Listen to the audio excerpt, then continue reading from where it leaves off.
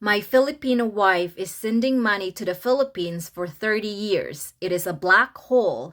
She refuses to believe this. The thing is, if your wife is sending money to the Philippines to her family for 30 years, and if her family appreciate her, not abusing her, not guilt-tripping her, or manipulating her, then that's okay. However, if she has been manipulated, guilt-tripped, and if her family has been abusing her kindness, then that's a big problem. And yes, 30 years is such a long time for the black hole to be planted in her heart. Again, I don't know your wife's situation. Because for me, as being a Filipino, I am glad that I am Filipino, by the way. We Filipinos have golden heart.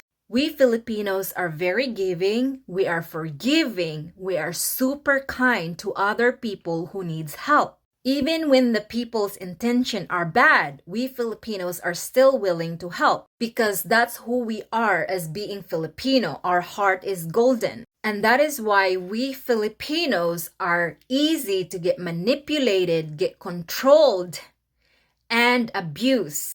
Most Filipinos I know are good people, but most of the time, they don't know the feeling of how to say enough is enough. That's it. So when you're being abused and manipulated by someone, it doesn't matter if it's your family or strangers or if you're in a relationship, you must recognize if whatever is happening to you, especially whatever you're feeling, is it good or not? Do you feel frustrated or do you feel sad? Because if you don't, it's time to think and learn and decide and do the action. So can we ever change? Can the other people who are not Filipino change? Yes and no. Yes, they can, only if they are willing to change and take action. No, they cannot change if they don't want to change and remain the same and remain feeling unhappy and sad as well as frustrated.